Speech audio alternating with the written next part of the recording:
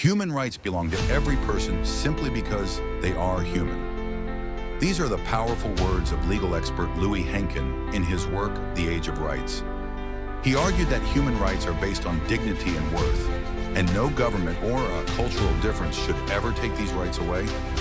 Welcome to our comprehensive documentary, Human Rights in Malaysia, The Struggle for Dignity, presented by Group 7.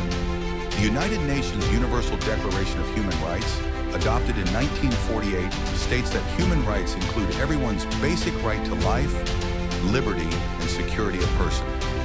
Today, international law recognizes a complete system of rights. This includes civil and political rights, as well as economic, social, and cultural rights. The two main international human rights covenants of 1966 clearly establish this complete system. However, Malaysia's experience with human rights is unique. We are a country with diverse cultures and religions operating under a federal system.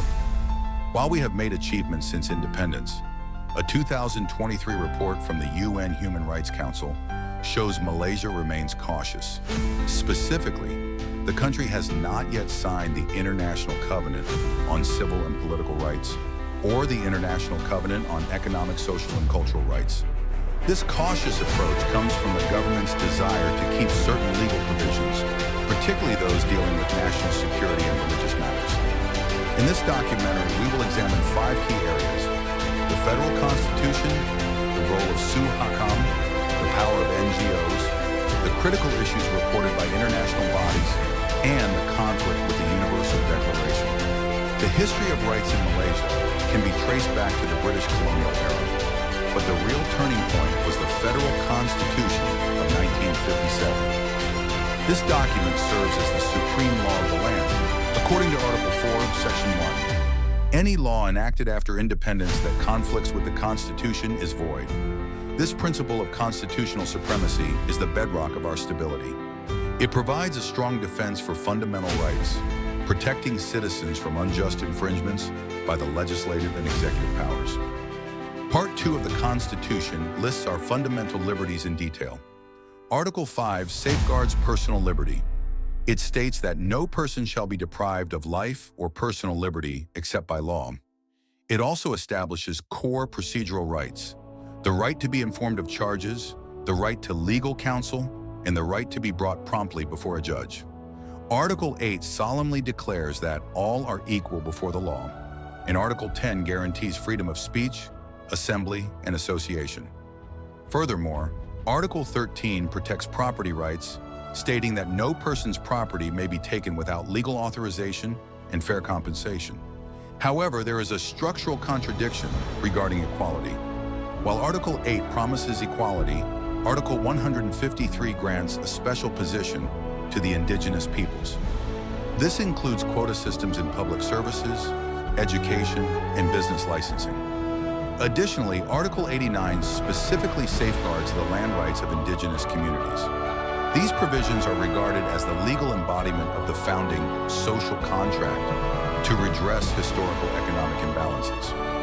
Yet this creates a persistent legal and ethical conflict with the universal principle of equality. Debates over the nature and duration of these affirmative policies remain central to Malaysia's political discourse. To address human rights issues domestically, the government established Su Hakam in 1999 under Act 597. Its main objectives are to promote awareness, advise the government, and investigate violations. But is Su Hakam truly effective? Scholars have pointed out a critical flaw. Su Hakam has the power to bark, but not the power to bite. Although its functions are comprehensive, its legal effect is only advisory and not enforcement. It cannot prosecute or sanction any department. Whether its findings are adopted depends entirely on the political will of the government. A tragic example of this limitation is the public inquiry into the disappearance of Pastor Raymond Koh and Amri Chemat. In 2019, Su Hakam released a report suggesting that the special branch of the police headquarters might be involved in these enforced disappearances. This was a shocking revelation.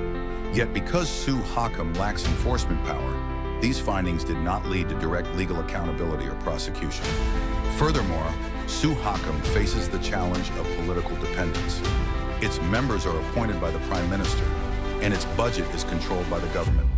This violates the Paris Principles, which state that national human rights institutions must be independent. As a result, critics describe Suhakam as a toothless supervisor. Where government institutions face limitations, non-governmental organizations have stepped up. These are the unsung heroes of Malaysia. We will highlight three key organizations. First, we have ProHAM, the Association for the Promotion of Human Rights. Established in 2002 by former human rights commissioners, they work to strengthen the rule of law. ProHAM played a pivotal role in one of Malaysia's most important legal victories, the campaign to abolish the Internal Security Act, or ISA. This draconian law had previously allowed the government to detain individuals indefinitely without trial. Second, there is HAKAM, the National Human Rights Society. Founded in 1989, HAKAM focuses on civil liberties. They are the defenders of free speech. HAKAM provides crucial legal aid to activists and journalists who face criminal charges simply for speaking out. They challenge censorship laws that are used to silence dissent. Third, we highlight the Suka Society, founded in 1995. They fight for the most vulnerable, stateless children and refugees. These children are often invisible to the system. Through legal aid, SUKA helps them obtain birth certificates, a small piece of paper that opens the door to education and healthcare. Without this work, these children would remain stateless, denying them a future. Despite the hard work of these NGOs, international reports reveal severe ongoing issues. Freedom of expression is frequently threatened. Amnesty International reports that laws like the Sedition Act of 1948 and the Communications and Multimedia Act of 1998 are used to suppress dissent. Citizens are often investigated just for posting critical comments on social media. This creates a chilling effect, where people are afraid to speak the truth. Children's rights violations are also blocked. Amnesty International highlighted a heartbreaking case in 2017. An 11-year-old boy died after being beaten with a water hose in a religious boarding school. He died from severe infection, and his legs had to be amputated. This tragedy highlights the danger of corporal punishment. Additionally, Human Rights Watch criticizes the continued practice of child marriage. Girls as young as 11 have been forced into marriage, ending their education and trapping them in poverty. We also face a crisis regarding refugees and migrants. Detention centers are overcrowded and unsanitary, with reports of insufficient food and water. Refugee children are largely excluded from the public school system, forcing them into informal education centers that lack resources. Migrant workers often face debt bondage, where they are forced to work just to repay recruitment costs, and their passports are illegally confiscated by employers.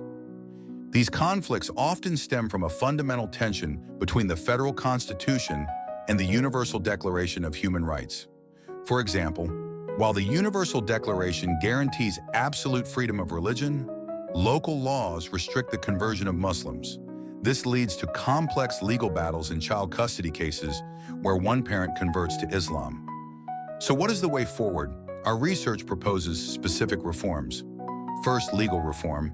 We must amend restrictive laws like the Sedition Act and shift affirmative action from race-based to needs-based policies. Second, institutional reform.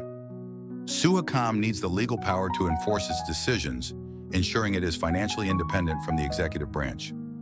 Third, education. Schools should include human rights in their curriculum to build a culture of respect. Malaysia stands at a crossroads. To build a society that is more fair and dignified, we must bridge the gap between our unique traditions and universal values. This requires political will and the active participation of every citizen. Thank you for watching. This has been a detailed presentation by Group 7. Group members: Gong Junhao, Li Jiayao, Wang Yuhan, Zhang Yaxin, Yu Barui, Zhang Jiajian. References include the Federal Constitution of Malaysia, SUHAKAM, annual reports, Amnesty International, and Human Rights Watch.